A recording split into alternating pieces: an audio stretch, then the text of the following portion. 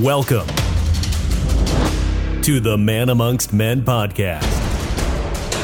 Live a life of intentionality, adventure, and brotherhood.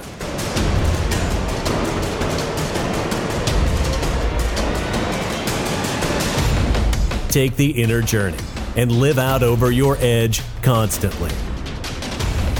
Here are your hosts, Dominic and Brian. Every man has been on the receiving end of comments like, be a man, suck it up, and everyone's favorite, and pardon my impending French, don't be a pussy. And like most men, you've probably learned how to develop a thick skin, let this roll off your shoulders, and quite frankly, come to accept it as a part of the territory of being a man. I know that I did.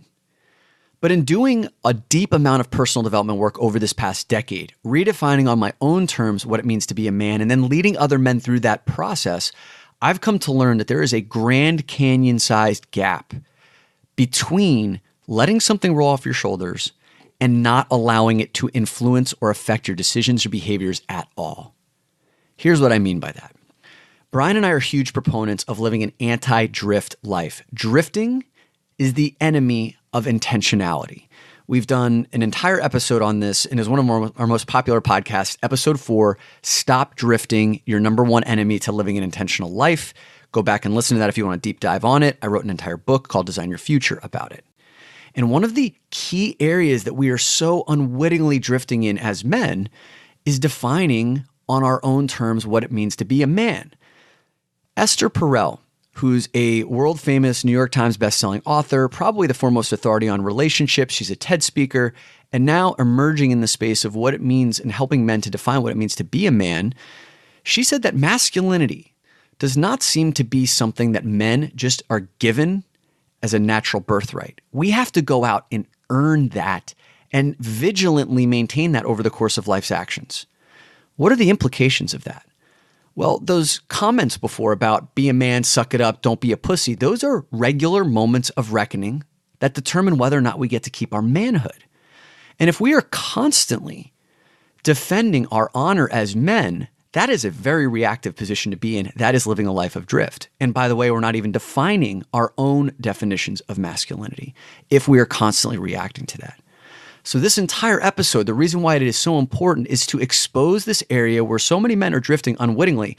And that includes me, that includes Brian, for decades of our lives until we started to see this thing, the Matrix version of it, and we could start to redefine how to live a powerful life in the most masculine of ways that allowed us to take back command of our own masculinity.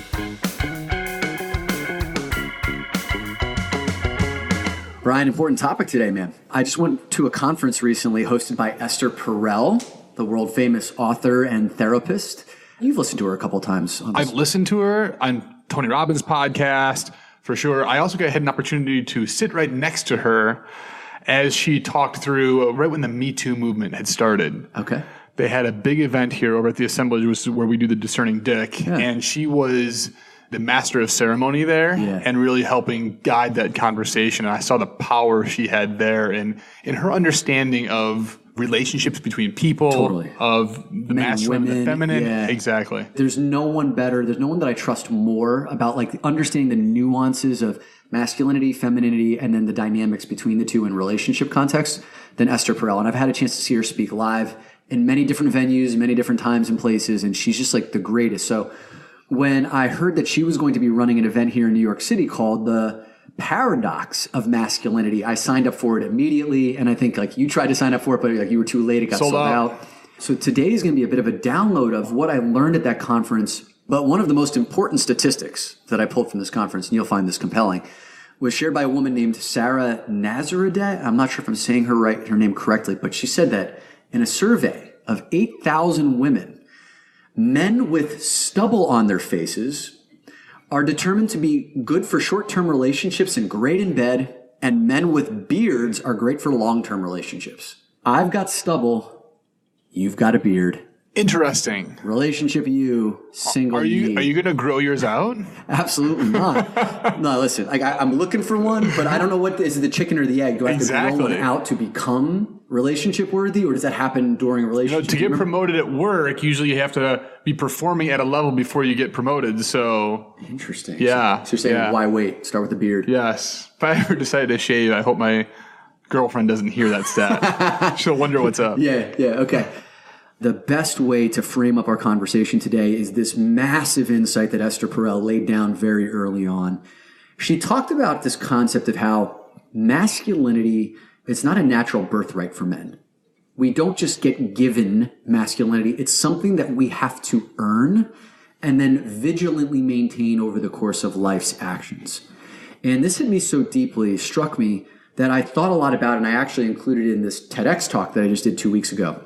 I liken that definition of masculinity to how trust works, right? So trust, you can spend your entire life building it through a course of actions and like following through on your word, but you can lose it in an instant, right? If you break someone's trust, like you can lose all of that credibility in an instant because trust is fragile like that.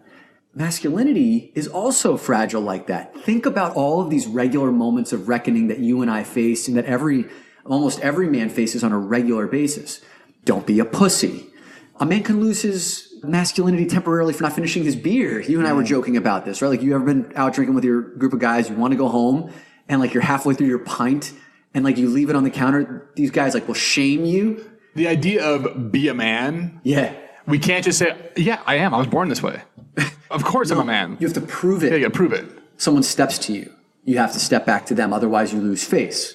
As you're talking through this like earning it idea, I'm wondering if I went back in my history, when's the first time I felt like a man?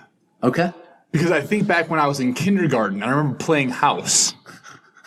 Not a very manly thing to do. Right. But at some point, the switch was flipped to, I need to be a man, and these are things that men do. Yeah, you can't do it. You can't play with dolls, or you can't play, And I think you said one of your baseball coaches was baseball coach, yeah.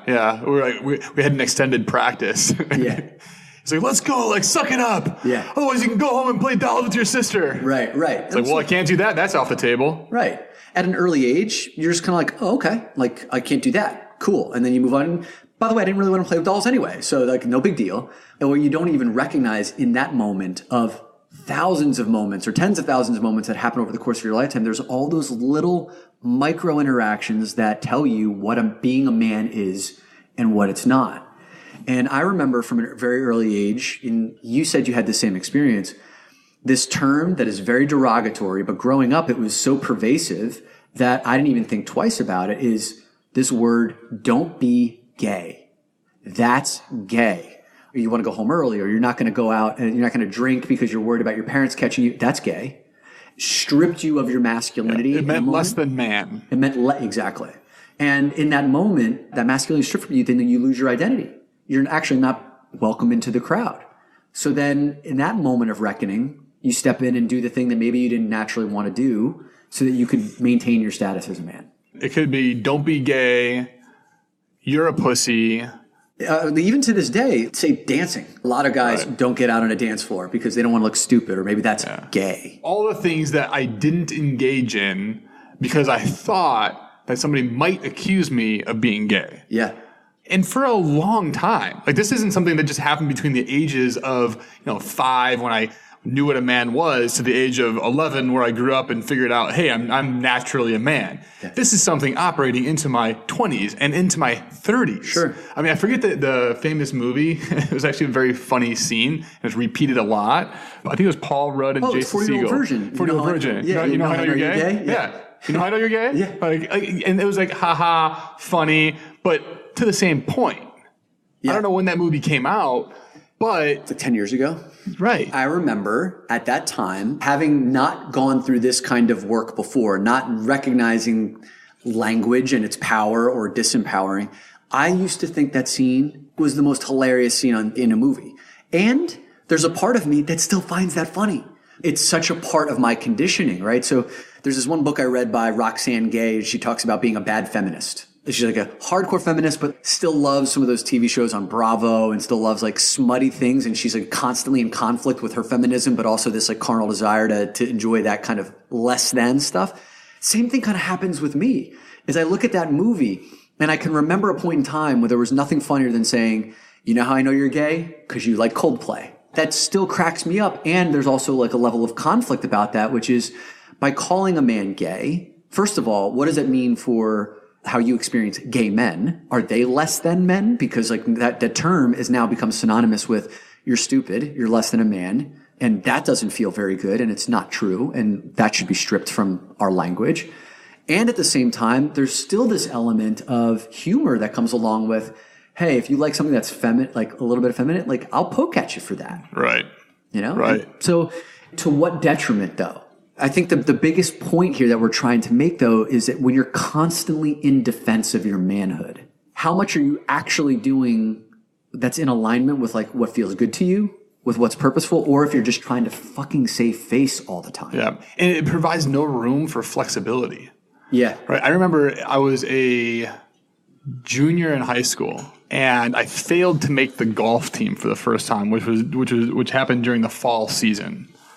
And my mom knew the drama teacher. So like literally didn't force me to take drama, but highly suggested that I did. And I did. And because I didn't play golf, that drama teacher said, hey, would you like to be in the school play in high school? Yep. And my first thought was, no, only women and gay guys do that. Yep. It's ridiculous. Yep.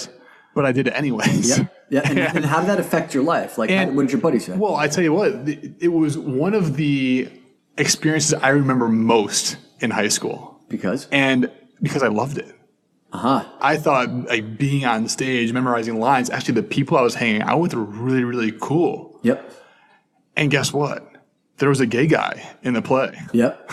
And he was really cool. Yep. Right? And like, guess what? Was that your first exposure to actually spending any time with someone who was openly gay? Yes.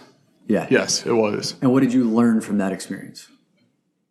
I learned that when we were on stage, we were going through the exact same things. Learning lines, trying to show something, trying to connect with other people on the stage. And I looked at that as a metaphor for life. Like we're on the same stage going through the same things. Yeah, it demystified it. And it demystified it. But I will tell you, I still, after that, through college, had to do some deep work on what I felt about if somebody called me gay. Yep. And more importantly, what I felt about gay guys in general. Yeah. Yeah. I mean, for example, later on, I don't know, maybe it was like late 20s or early 30s in my career where I started to take an interest in how I dressed professionally. So I was working in, financial services, and the uniform there is like navy suits, charcoal suits, maybe some pinstripe, really boring stuff. Just by my very nature, I like to rebel against those things. And so oh my God, Dominic, did you wear pink? I wore pink. Oh, get out of here. Totally. Yeah. And like, actually, I think I was one of the first people in my office ever to wear pink. And I remember like there were times where I'd be, let's say, in front of a group of coworkers presenting something. One of the guys would take a picture and send it to the other guys. And like, they would tell me about it. And they'd be like, look at this guy wearing a pink shirt, One of my favorite TV shows of all time, The Wire on HBO. It's about like a bunch of cops and what goes on in Baltimore. And there's these two detectives, McNulty and Bunk. And McNulty, he doesn't give a shit what he wears. And then Bunk, he comes to work sharply dressed. He does wear pink. And there's this one scene where McNulty's like, they have a name for men who care this much about what he wears to work. And Bunk looks back at him and goes, yeah, a fucking adult, Right. And so like he had a way to kind of combat it. But even in that place, well, especially in that place with like, say, cops or whatever, it's not accepted. And there's constantly this like pushing up against, are you a man? Every single moment. And so Esther Perel had like this entire conference built around, is masculinity really a thing that men understand and embrace? Or is masculinity just a performance? Are we constantly performing to look like a man, to prove to other people that, yeah, I've got what it takes. Like I'm the guy who's tough enough. I'm a man. I'm still a man. I'm still a man. I'm still a man. Still a man. I love that concept. Right? Masculinity as a performance. She starts to kind of go down the downstream effects of it. She goes, maybe the roots of misogyny is not really that men hate women, but it's baked in their own fear of not being a man. And it comes out in these weird, wonky ways. So a man who hates a woman or shows overt hatred of women maybe comes from a place where he felt so emasculated that the only way to bring that back was through these hateful acts that somehow restored his manhood. So if we can start to look at masculinity in these different ways as how do we make it something that's not such a, like that has to be earned and maintained so often that creates this ecosystem where you never really feel safe, to something that's much more permanent. And all roads lead back to everything that you and I talk about on these podcasts, and which my entire TEDx talk was built around, which is if you do the inner journey and you take a step and you look inward and start to ask yourself the questions of, who do I define myself as a man to be? What do I want from this life? What do I want to leave behind? You can be the one who defines that. It's your own barometer. It's your own yardstick versus like this undefined constant grappling, this game you're playing to say, am I a man now? Am I a man now? Did I do this? Am I still a man? Am I not gay? That's the game that most men are playing. Right. I certainly did for most of my life. And that's the game where we don't do things that we want to do because it may not be looked at as manly or maybe looked at as gay. Yep. And then we do things that we don't necessarily want to do because that's how we get man points. Totally. You go to a bar in your 20s and you leave the bar, your buddy's like, yo, did you get her number? Right. I would get numbers just to say I got a number. Right. Right. It's ridiculous, but that made me feel manly. Totally. To the extent that in which a man for me was defined at that point in time. Yes. Every group of guys, I feel, heterosexual guys, have the one buddy in the group who's the did you banger guy. If you went out, or actually, let's just say you're telling your group of friends about a woman that you just met. As soon as you start to introduce the concept of there's a woman that I just met, there's one guy who interjects, did you bang her? Because that's all he cares about. I have one of these guys in my group of friends. And at first when he did it, it's kind of funny, right? Like, get to the point, did you bang her? And then there's a laugh. What it does is it dismisses anything else in that human interaction. The only thing that matters is did you bang her? Yeah. And what was interesting when you're like, no. He's like completely disinterested. He's bored. He wants the conversation shut down as fast as humanly possible.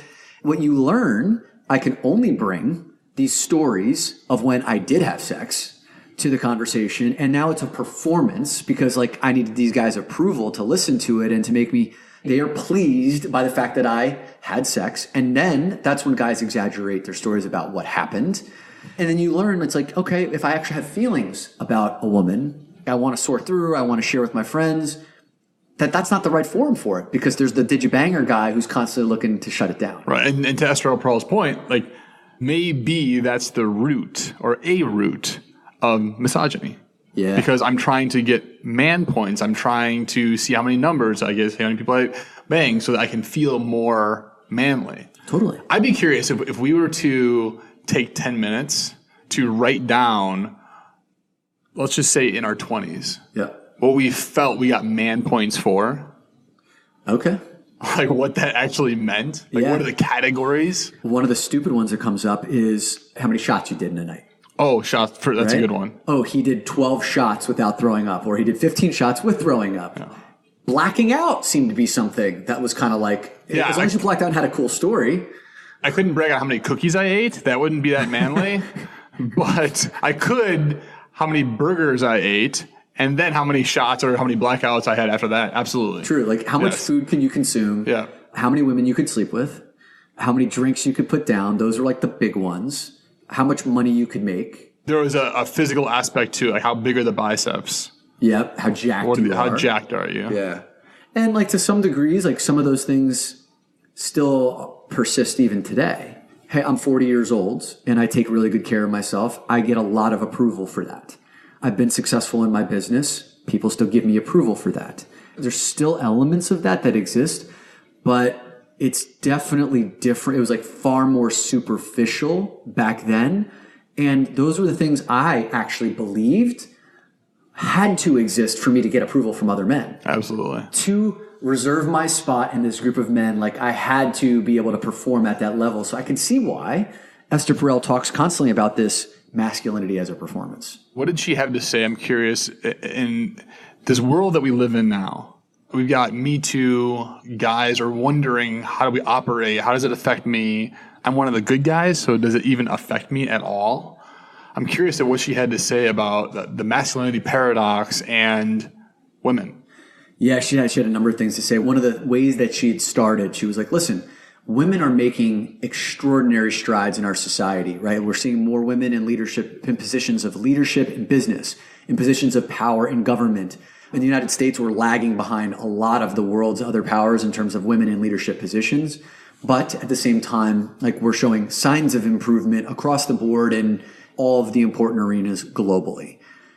And it's not happening as fast as it should be. And she said that the lives of women will not change until men decide to come along, because men are still in the majority of positions of power. So if men are going to continue to be the parking brake, women will never be fully honored, supported, and men will not reap the benefits of women being in those positions, because like it would be beneficial for all of us. What was really cool is she cited her mentor, who's a therapist, and she said her therapist taught her very early on that when a client comes into her room, the biggest enemy for getting that client to change their ways, and this kind of is a parallel to how men can change their ways, the biggest enemy is a certainty that they are right already. So if a person, right, comes into therapy and is like, no, I've got this all figured out, that the person's not going to change. So what her mentor told her was, you need to introduce uncertainty. I love that. What if we didn't have it all figured out? What if we didn't have it all figured out? What if you're not a good guy? What if you're a good guy, but also maybe you're not? I don't want to be not a good guy. I'm okay with not having everything figured out, kind of. It's still a touchy subject, but I was thinking about the most ridiculous signature lines I could put in an email. Yeah. Like the most obnoxious thing I could think of. Yeah. The most obnoxious thing I came up with was, I've got it all figured out. The person who thinks they've got it all figured out, dude, is the most dangerous person. Like, so me being a coach and me going into like workshops and training programs, and I get a chance to interact with a lot of people, the single most dangerous person is the one who says, I know myself. Because anyone who starts with the I know myself, not from a place of humility, like some people will say, I know myself and here's what I would do in this situation. But the person who's like, I know myself, I'm 55 years old or I'm 40 years old, the person who's so certain that they know themselves is the most dangerous person of all, because they're unwilling to look at themselves. And by the very nature that 95%, and we've talked about this a lot, 95% of what we think, feel, and do falls below our conscious detection. Some experts say it's even more than that.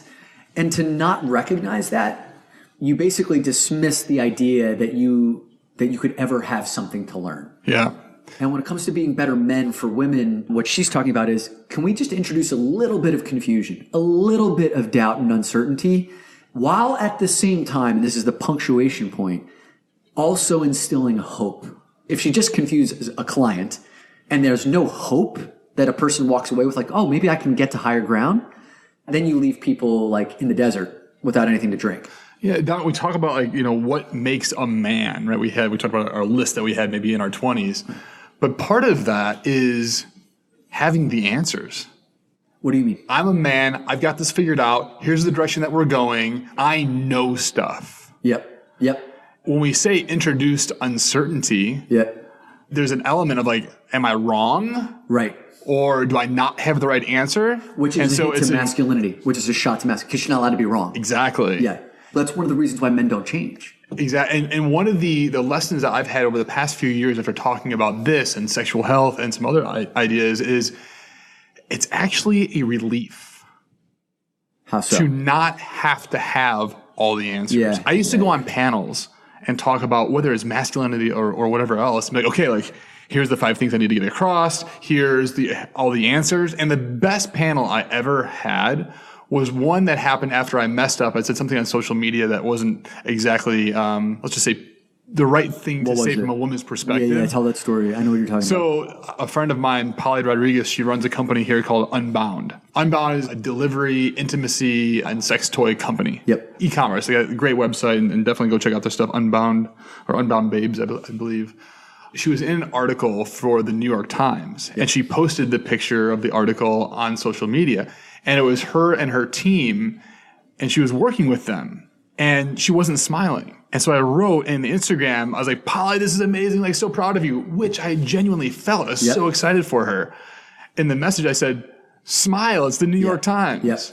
Right? And then I had some women, and actually some other women that I knew, so it wasn't just random people doing this, but said like, hey, Brian, like, not cool. Like, don't tell a woman to smile.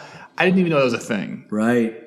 And so that had just happened days before I was supposed to go on this panel. Before you get to the panel thing, I think it's important to dive in on the reason why there was such a negative reaction is there's this overwhelming social commentary that women have to be agreeable, that women have to be happy and smiling and warm at all times. And men do not have that same standard, right? Like how many pictures do you see of businessmen scowling?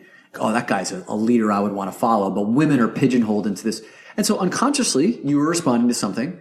And women were like, and women and men were like, hey, bro, wake up. That's not the way to and I was completely blind to it. That's right. Why can't I tell her to smile? Like, that's amazing. Like, this is amazing things. I feel good about it. So I felt what I was doing was a good thing. Service, yes. And at first, like, why are you attacking me? And it literally took, thank God it was the women who said not cool on social media because I respected them. I knew who they were. Yep. But still, I had to go talk to other women in my life about what happened and said, like, this is what happened. Can you believe this? And they're like, yes, idiot. Because of this. So it was something I was completely blind to. Yep. And so when I got to the panel, I started to realize, like, holy shit, like, what else am I blind to? Yeah. Like, what else do I not understand? And so I was scared.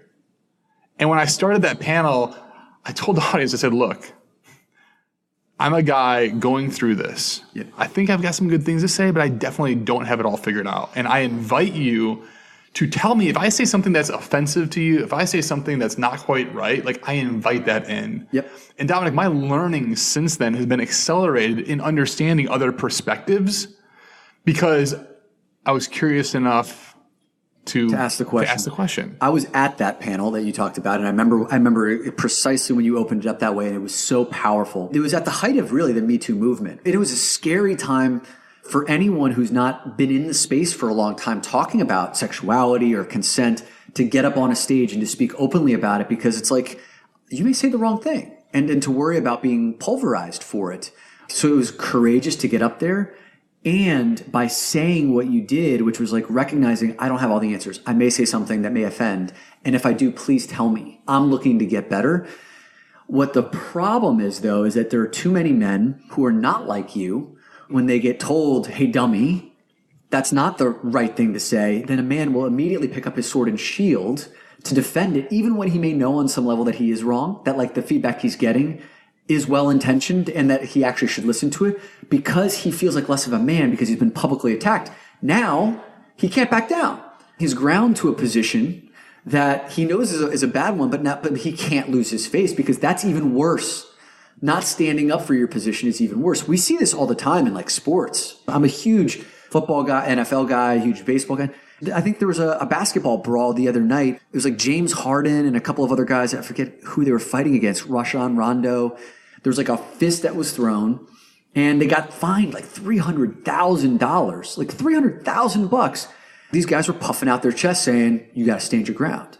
Because if like someone throws a punch at you, you don't throw a punch back, then the rest of the guys on the team are going to look at you as you're weak. Right. They can't depend on you because that's the system that's been set up. And so these behaviors persist. I talk about this in my TEDx talk. It's, yes, we want men to do the emotional work. Yes, we want men to go on the inner journey, but the reward system favors the status quo. Someone like you in that situation, your sword and shield were a bit drawn, but you also were aware enough to let it in. There's too many men out there right now who feel too personally attacked by that stuff. So this information doesn't get in. I suppose, and I'm interested in hearing what you have to say about this, we need a two-prong approach. We need more men who, even when they feel attacked, to allow some element of truth in. If there's enough people saying something to me, even if their delivery mode sucks, and we do live in a call-out culture where people are just looking oftentimes to be offended and to be righteous and tell you what you're doing wrong, and to recognize that sometimes you're going to have to put that shit aside to actually cut through and hear what the message is that you need to hear. That's a part of it. And then the other side, which we can't control, but maybe we can influence, is how people do deliver that message. And to do it in a way where it's like, Brian is a man who is trying to do the right thing. He fucked up here. And he needs to hear it. But he needs to hear it in a way where he can hear it, where he will listen to it, where he knows that I'm coming to him from a place of compassion and rising you up versus making you feel like more of a shithead. The first recognition of that is like, we have one perspective. We have one truth.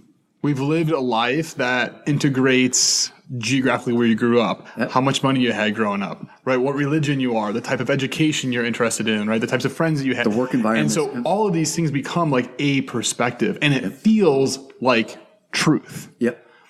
And where we're at now is all of a sudden these frames are colliding because these other truths and perspectives are coming at us, and we can no longer sit and shout them down and be like, no, this is the truth from my white male heterosexual perspective. Yeah.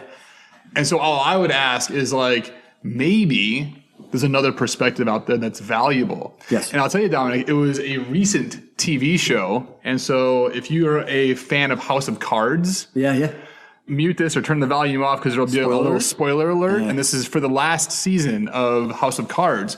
But it was one scene in that entire last season that gave me pause. They gave me insight to a new perspective. Okay. And that's where, spoiler alert, Claire Underwood as the president fired her entire cabinet. Yeah, I remember that. And she brought in an all-female cabinet. Yep. And the feminist in me was like, awesome. Finally, like, we're getting women in power. And like, this is great that it's on like storyline. Like, hey, this is cool. And also in real life, here's an example of what this could feel like. Yep. That's what I initially felt. And then I felt fear. How so? I was like, wait a second. Like, something wasn't feeling right in me. And I actually felt bad about it. I'm like, wait. I actually don't like this. If this happened in real life, if it was all women, all of a sudden I feel excluded. Yeah. They don't actually know my perspective. Yep. Maybe let's mix it up a little bit. Maybe throw a few guys in there. Like, yes, we need more women right now because their voices aren't being heard. But I don't want all women. Yep. That feels bad. Yep. And then I looked at the reality of today and who's the president and who's in the cabinet right now. And I said, holy shit, this is what women feel in real life every day. All right. Spot on. This is insane. Yeah. So you cycled through a whole series of awarenesses and emotions. It didn't feel good. I felt even bad. I mean, given the work that we do, thinking this and feeling this, but like that's the reality that we're in. So the question, I'm so happy that you went to the Esther Perel thing, which she brings up, is like, is there a chance that we can look at this from another perspective and see value in it? Yeah, totally. We can. And one of the things that I've been doing a lot of work on is like, how do I actively expand my perspective? Because I always consider myself to be a champion of, say, diversity, of women, of equal rights, of gay men, gay women, transgender. And then there was like the 1 year that ended where I looked at my bookshelf. Out of the 20 books that I read cover to cover that year, 19 of them were written by men. Only one of them was written by a woman, and it was Marie Kondo's The Life-Changing Magic of Tidying Up.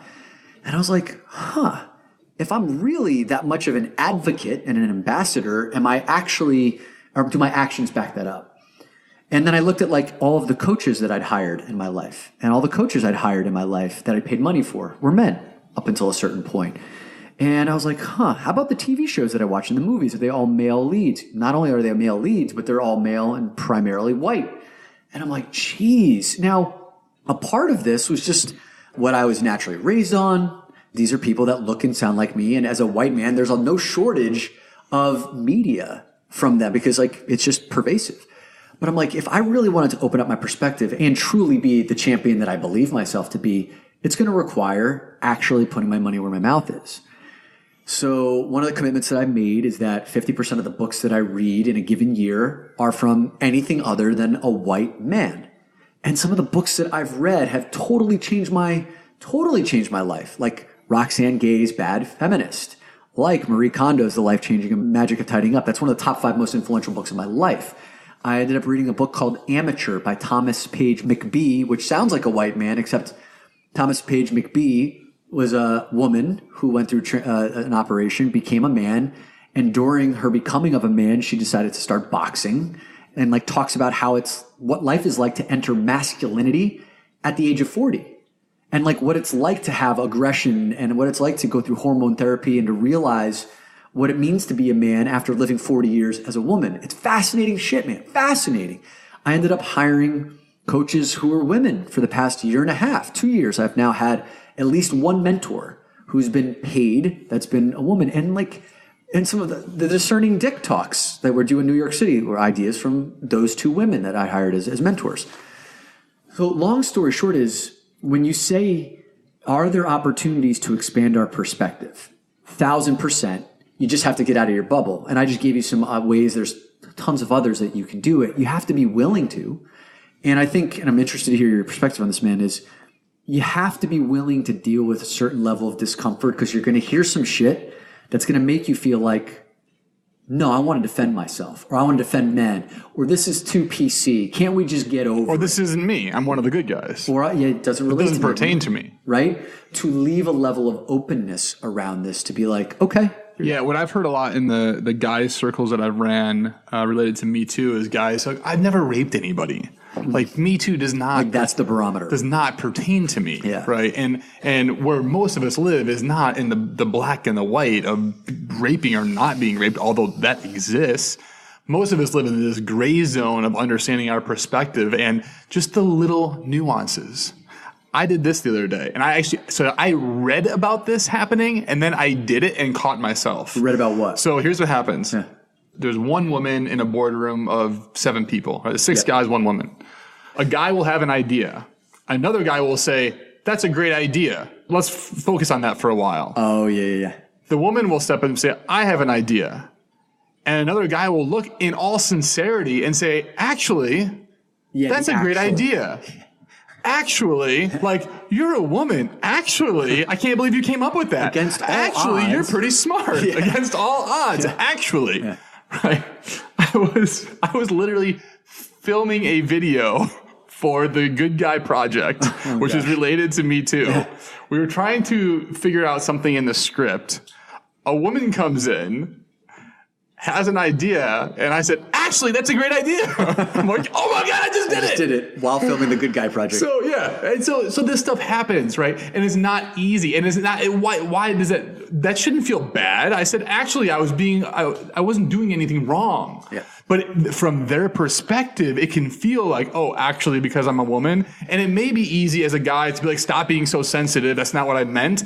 But they don't know that, and they feel that every single day. Yeah. And so it becomes this area of like, I don't really need to improve, but yeah, I need to improve. And what I love, Dominic, about your suggestion on immersing yourself, whether it's podcasts or books or whatever it may be, in women-generated content, is that our perspectives do not change quickly.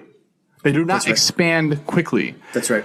I know this because I've done panels and talks in corporations where once a year they'll do a discussion on diversity. Guys come begrudgingly. Women show up and like really want to talk about this. But that sort of training, that sort of one-time thing, we come in defensive. It doesn't pertain to me. I did my thing. I can leave. Yeah. But when you are either surrounded by women, you're listening to the material, our perspective starts to expand. Yeah. And we start to become more sensitive. God forbid that word, but we are able to sense more and operate more. And I can tell you the benefit of this is that we can connect with women and understand their perspective. And that's good for business. Like, that's good for 100%. operating. 100%. I do a lot of my keynote speaking at financial services conferences. So I'm constantly presenting to rooms of 70% men, 80% men, et cetera. And I was at this one conference, which was a conglomeration of all of almost the top players in that industry from across all the different business sections. And again, it was 80% men in the audience. And there were 2 women who were in the front of the room, and they were at the head of the women's leadership forum for that industry. And the president and like the VP basically were giving a report out on why men need to like recognize the power position that they're in, and how like certain dynamics are holding them back, like are holding back acceptance and diversity. And what was interesting was that the delivery was one where it was kind of like, hey guys, here's where you're doing all these things wrong. It was like, Don't you realize that when there's 10 of you and there's only one of us, that this is how we could feel? Don't you realize that when you don't do this, then we feel this way? And I looked at the men in the room, and they were all shut down. Like, so many of the men in the room were on their Blackberries. Where the hell did that come from? They were on their iPhones and their iPads. Blackberries. Jeez. Were we recording this podcast in 2007? Right. And they were shut down. So there was 2 things going on here. Again, going back to the 2 areas that we need to be more effective on. the way the message was delivered was not in a way that the men could hear it. I'm in the process of having conversations with women leaderships forums around how do you deliver a message where a man is open and willing to hear it, and at the same time talking to men on the other end of the extreme to say, hey fellas, even if you don't think this applies to you, even if you think you're one of the good guys, even if you're ruffled, you may feel like you're being put in a position of being wrong, even though you quote unquote haven't done anything, fucking pay attention. There's something in here for you to learn, because too many men shut it down as this is too PC or we have to. And so I think what you and I are saying, man, is that instead of, and this ties back to the conversation about masculinity and the needing to defend it, when someone comes at you, when you feel like you're being come at or attacked, and you feel this desire, or you feel this reflex, not even a desire, to raise your sword and your shield, to defend yourself, there may be this moment that you can create between stimulus and response. Create that space. Is there some truth in here a deeper truth that I can actually listen to? Is there something in here that I'm missing? Because what I see is my business is flying off the shelves because I can hear women. I listen to them. They understand and feel safe around me. They feel understood around me. That's why when the ones who are running conferences that are planning on hiring a speaker, I get the gig because they know that I respect and understand them.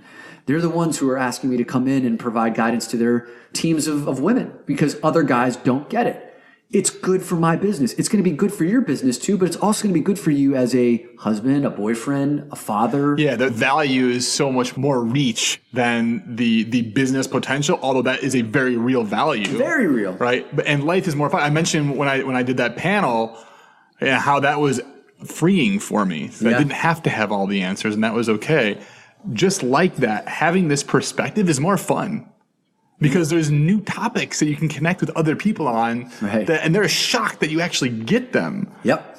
And those relationships, which I would venture to say are pretty important things in our lives, get deeper, quicker, and life, I mean, if there's a value, life is more enjoyable that way. It is more, and it's more expansive. And you don't have to feel constantly threatened or that you have to protect yourself or to defend yourself. The reflex will continue to come up. I feel that sometimes. You do too. Absolutely. I mean, you know about that recent situation where, so 3 years ago, no, not even, I don't know, so 2.5 years ago, one of my really good female friends landed a job as an NBA dancer for the Milwaukee Bucks. And this was a huge deal for her. She's one of my closest friends. We've been friends for 5 or 6 years. We've traveled the world together. She's one of the people closest to me in my life. And I flew out to Milwaukee to go to her first game as a sign of support because she didn't live in Milwaukee. She moved to Milwaukee for that job. She didn't really know too many people. So I was the one person who came in to support her. On the day of the first game, I went down into the arena and took a picture with her. Now, NBA dancers wear skimpy outfits, right? She had these short spandex shorts on and a sports bra. And that was it, right? So we took this picture and I'm wearing a t-shirt that says Milwaukee Bucks. And I posted that 2.5 years ago with a bunch of text underneath it, so proud of my friend. And this was on Facebook. You know how Facebook a couple years later does one of those, hey, on this day. Somehow I must have pushed a button that it populated into my Facebook story. I don't even do Facebook stories, but it just went in as this picture with no context. There was no text. It was just a picture of me and my friend.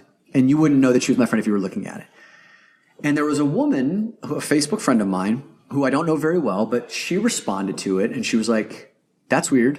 And I wrote back and I'm like, that's weird what? And she goes, this picture. And I'm like, oh, I don't know how that ended up in my Facebook story, but this is my really good friend. And she goes, that occurs to me as strange that you would take a picture and post it like that. I'm like, well, it's out of context. This is who she is. But I'm just curious, what did you feel when you saw this picture? And she goes, honestly, I immediately lost respect for you. And I'm like, whoa. I felt attacked in that moment. I'm like, even though I asked the question, I was like, how did you lose respect for me? And I'm a respectable guy. This is what I do for a living. I'm a good guy. I'm a good guy. I'm one of the good guys. How could you lose respect for me? And she said, here you are, a person, a man who's promoting himself in this space, in the work that you do, to be someone who's evolved, and yet you are perpetuating a system that keeps women down by using her as arm candy. And these professions where women are valued for showing off their bodies. And, it went on. She was like, and there's just, honestly, a complete lack of awareness on your part about this. And, in my culture, because she's from Germany, she's like, no self-respecting man, these are quotes, no self-respecting man would ever post a picture like this. I was like, what the fuck, right? When I showed this to you, I was steaming. I'm like, face was red. I was pissed. Steam coming off your head. I'm like, how could, and I was like, how could someone react to this, especially because it's out of context, right? It was just a picture that I told her had popped up out of nowhere without any other context. Like, how could you make those levels of distinction about me without even asking a question? Like, where did this come from? You had made a full assessment judgment about my character based on that. And I was fired the fuck up, but I knew enough to know not to respond in that condition. And so I just started asking questions. I just kept getting more and more curious. And I was like, tell me more. And eventually I had to let things cool down because I knew I was not in a good place. Like, I knew I was not going to be able to, I was incensed that someone could make an assessment on me. And just so I'm straight there, Dominic, it was like, your feeling was like, I didn't do anything wrong. And if anything, I was promoting a friend of mine. Right. Therefore, why are you having this reaction to me and attacking me? Yeah. And the other part of it was, it felt like an attack on my friend as like this unwitting bimbo. Like, she basically portrayed my friend here as an unwitting bimbo who was participating in a system that was keeping her down without her knowledge. And my friend is one of the fucking smartest, sharpest, most talented people that I know. And without going into too much detail, because I don't want to reveal too much of her identity, that pissed me off. And so I was like, okay, say what you want about me, but like, don't talk about my friend that way. So I needed to let like a month go by before I re-engaged with this woman. And I said, listen, I'd like to talk with you about how this occurred to me, how I received this. To her credit, like, she made time for me right before she was about to leave the country for a month to sit down. And we had like a disagreeable conversation for like 57 of the first 60 minutes. I don't think we ended up in a great place, but we ended up in a better spot. What I learned, there are many people who believe that things like NBA dancers or maybe even the Rockettes is seen as objectification of women because maybe there aren't like similar roles like that for men. Once I was able to strip away this feeling of me being attacked, and I was able to hear that part of the message, what it did was it created a new level of awareness around, especially the work that you and I are doing, a consciousness of what we're putting out, who may be listening, how they may be influenced by it. And I'm grateful to her for sharing that message. Her delivery blows. Her delivery method sucks. There was no level of curiosity around who I am as a human being. She made a full assessment based on one picture that was out of context without looking at the rest of me or even inquiring. There's two layers here, like I keep talking about. The delivery needs to be better. And if we as men don't feel like our masculinity is being threatened, or we can at least let that guard down a little bit to hear whatever truth is there for us to pick up and to allow that in, our lives get bigger like you were talking about before. Dominic, after going through that experience, what would you say to other guys that have a feeling right now after listening to your story, like, I can't do anything right? Oh, yeah. Like, I can't do anything. I'm going to get yelled at regardless. Yeah. So why even try to play in this space? Yeah. I think that's one of the things is right now it's like no matter what you say, there's going to be someone who's going to take issue with it. And I think the first thing is to recognize that that's the new reality. We live in this hyper-connected era. So when you post something, it's going to reach dozens, hundreds, thousands, tens of thousands, hundreds of thousands, whatever, people. And people by the very nature are diverse and they're going to weigh in on it and they're not going to agree. As long as you can start to understand that there's going to be disagreement. Recently, over the past few days, I asked a group of women, if I'm going to be addressing you as a group of women and I were to say, hey guys, how many of you would be offended? Half the room is like, I don't give a shit. The other half of the room is like, I'm not a guy. That pisses me off. That's a perfect example. If you can just get to this place of no matter what, if you understand that no matter what, someone's going to take issue with what you are doing. And then to accept that and to be able to say, you know what, I may not need to agree with that person, but I can also keep my frequency open to just see, is there some level of truth in here? Because it's not an indictment on am I a man or not? I don't need to defend myself, but can I pick up a nugget of wisdom that person is giving me? That's how I would see it. Yeah. So what I hear you saying is at least raise our awareness, at least seek awareness. Yes. Understand these perspectives and decide how to operate from there. Because again, there's going to be disagreements. There's no rule book on this. There are some things that are offending, some things that are not offending. And you know what? As men, we want to live our lives. We don't want to worry about every little thing that we're doing that's going to be perceived as X, Y, and Z. Seek the awareness and then decide from there. Yes, because what you're going to say, what you're not going to say, how you're going to say it. 100%. Because the awareness is actually what leads to a bigger life. It's what leads to more sex, better sex, more money, more opportunities, more experiences. If you expand your awareness, all of those things naturally expand with it. And you and I know the men that we talk to want all of those things. And the really simple example that I keep telling myself is if I understood everybody's perspective in the world, I had a huge brain and a huge heart, and I understood every single perspective, would I operate better than I operate with my one perspective today? That's interesting. And totally. I think the answer is absolutely 1000%. yes. I mean, you know how easy marketing would be? Like just that alone, right? Right. Do you know the conversations that I would be able to have with people across the world? Yeah. People from different, regions and beliefs? That is, like, how cool would that be? That extreme example is really useful. If you were to be able to understand everyone's perspective. One of my coaches talked about this. Like, she was like, I can understand murderers. She was like, I understand. I don't condone, but like, I can understand how a person's experiences and life's actions and brain chemistries and this and that and whatever can lead to someone becoming a murderer or becoming someone who's a tyrant or these kinds of things. All that does for her as my coach, my mentor, and she's the most brilliant coach and mentor I've ever had, she now understands human condition. It gives her so much freedom. She understands how to relate to anybody. So what you're talking about is so spot on, is thinking about it in the extreme. If you could understand every single person's perspective, would your life be better? 1000%. Now, to get there, you have to lay down sometimes this incessant desire to be right, to win, to defend, and that's hard. That's hard because that's what the outside world is telling us a man is. And that goes back to where we began, which is, Esther Perel's massive insight of masculinity doesn't seem to be this thing that it's like a natural birthright. Maybe like the divine feminine is inside of all women. This masculinity thing, like you have to go out and earn, at least the way that we set it up so far. And you have to vigilantly maintain it. What you and I are saying with all of the work that we're doing and all these podcasts and all of the conversations that we're having is like, if you can go and find that moment to take the journey inward and to define for yourself what masculinity is, then when someone else comes along and tries to like hit you for it, you don't give a shit. If someone makes a joke about the fact that you like to dress well or that you're dancing or that you're taking singing lessons, like these kinds of things that traditionally other men would have said, are you gay? What team are you playing for now? You can just shrug them off. Yeah. And the most powerful men that I know are those guys that operate how they want to operate. Totally. And there have been times in my life where I had some jealousy come up and I'm like, man, like he can do that? Like, that's kind of badass. Yeah.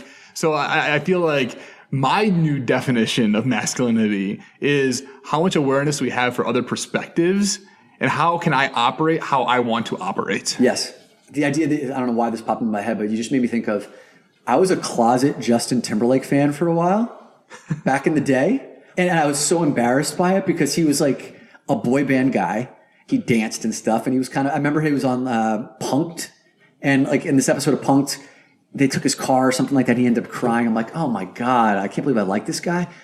And then all of a sudden on Saturday Night Live, he did the Dick in a Box skit. And it was so funny. And it was like so in alignment with what was acceptable as a man, a Dick in a Box skit, that he became mainstream for a lot of dudes who were closet Timberlake fans. And I could finally like publicly speak out about Justin Timberlake. You came out about your Timberlake love. I came out about my Timberlake love. I love this. Amazing. And I was like, yeah, he's a scratch golfer too. He's a good athlete. And yeah, you almost had to qualify him. I had to qualify for other people. Yeah. Totally. Good golfer. He's an athlete. Yeah. He's a singer. He does funny stuff and talks about dicks. Right? Finally, right? But it's like, how about a future where he doesn't have to do a Dick in a Box skit for me to be able to say. To respect him enough. Yeah. And like, I'm at that place now, obviously, but like there are a lot of men who again like feel that fear of, because that masculinity thing is so temporary and so fragile. How do we strengthen it up? This is the ethos of this podcast and the work that we're doing is that like we are not two guys that have this figured out. Right? We're two guys that are on the journey, and we will, by the way, continue to mess up, but we're okay with that and open to these other perspectives. Yep. And I certainly still have times where I'm triggered, where I have a feeling they don't get me, or this isn't important, or this isn't for me. I'm one of the good guys. Like, stop it. This is what I do. Yep. And those are actually the moments that I have to double click, that I have to like dive deep and be like, okay, wait, here we are again. Yep. Here we are again. Here we are again. And I used to feel shame in that. And now I feel an opportunity to explore. Yeah. I'm like, okay, there's a feeling again. Let me explore this one. Yes. So still on that path, still on that journey. But Always for anybody listening to this, if you have that instant feeling of, like again, or no, doesn't pertain to me, listen to that feeling. Yes. Because that's the place to explore. The resistance becomes your compass, like you're talking about, right? So a natural reaction becomes the compass for you to say, oh, I can listen more deeply. And what you had said earlier about your perspective doesn't change quickly. Sometimes it does, like it may be like a life-changing event and all of a sudden it turns on a dime. But most times it's like you need to chip away. A trajectory shift happens 1 degree at a time, and you have to keep reinforcing that. So I think maybe a good way to close this out is to share some of our quick hit best ways that we have gone on that journey and helped us shift that trajectory. Some of my favorites are going on men's retreats. The Mankind Project is one that I went on. It's been around for 3 decades, where you can go for like Friday, Saturday, and Sunday and be around a group of men where you're not competing with them. You learn how to like be in a room of men that are actually there to support you, not to size you up. You may walk in trying to size people up, but like they create this safe container where you learn how to interact with other men in a totally different way, learn how to express some emotions. Every Man is also a group that does that as well. And it's everyman.com or .org, something like that, that also have those kinds of retreats as well. They're newer to the scene, but they're also gaining a lot of popularity and momentum. Those are 2 places you go for retreats. Right. If you want to start, I guess, faster, you could buy a book like Outwitting the Devil by Napoleon Hill, which is one of the most influential books of my life, maybe top 1 or 2. And I'll throw a couple documentaries out there. The Work, which is about men in the prison system and also civilians who come in to do the inner journey work. And you can see them like tapping into their emotions for the very first time. And some of this stuff is violent. Some of it is beautiful. Some of it is disgusting, and everything in between, for you to get a sense of like what it looks like to be a man in all of its forms, not just anger. And I think the last one I would recommend is, we've talked about this before, Hot Girls Wanted, a documentary about how women enter the porn world and the working conditions that are there, and how women are chewed up and spit out and not treated very well at all. And like how the porn that you're watching could be perpetuating a system like that, to give you a deeper sense of perspective of, whoa, my behaviors, my actions do matter. The retreats and Every Man and all that will give you a new perspective of you, a new awareness to open up. And with that awareness to open up, immerse yourself in what women are doing. That means work with them. If you don't work with them at work, like in your job, go to events, maybe once a month, where it's a woman-run organization. See how it feels a little bit different. See if you feel like an outsider. Check out podcasts, books, however you consume material. Yeah. Listen to those perspectives. I listened to a podcast called Her Rules. Okay. And like a lot of stuff just did not resonate with me. But there was a couple. I was like, oh, that's really interesting. That's a new way to talk about that topic. Yeah. I would say immerse yourself, see how you feel in those moments, in and around women when you are the minority. And don't expect you're going to love it or it's going to be energizing right away. Actually expect that there may be, going through a little bit of like an asteroid belt. It's going to be rocky. So you're going to find yourself drifting. Maybe you find yourself even angry or You will want to eject. I can promise you that. Okay. If you haven't spent a lot of time in a room or in a live situation where you are the minority, you will want to leave. That's how I felt. And honestly, the only reason I stayed in it to begin with was the asshole walking out. Well, yeah, the fear of walking out.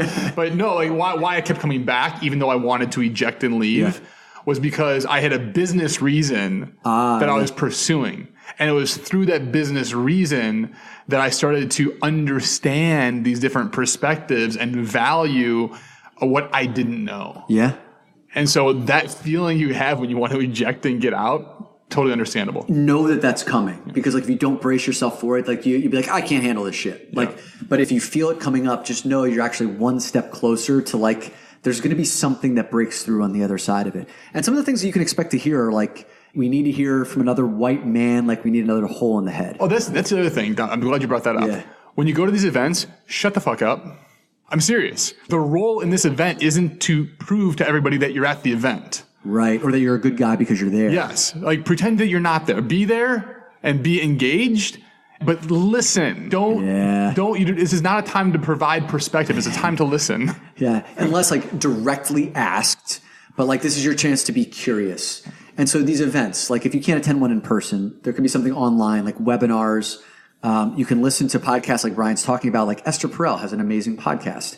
Or actually, I don't know if you may have to pay for those. Watch some of her clips on YouTube. Really good. She's fantastic. These are all different ways that you can step towards it. Understand there's going to be resistance. Keep asking the question of what nugget of truth is in here that I can get like stronger, smarter, more connected to women, have a broader perspective. Because I love that question you asked is, if I could truly understand everybody's perspective in the world, would my life be better? And the answer is yes. Well, then start with one person. Can you get better at understanding one person's perspective? And then how could that influence and affect your life? Hey, thanks for listening to the Man Amongst Men podcast. If you enjoyed this episode, don't forget to hit the subscribe button. And if you want more access to tools and resources, and you want information on our upcoming live events and retreats, head on over to www.doinnerwork.com.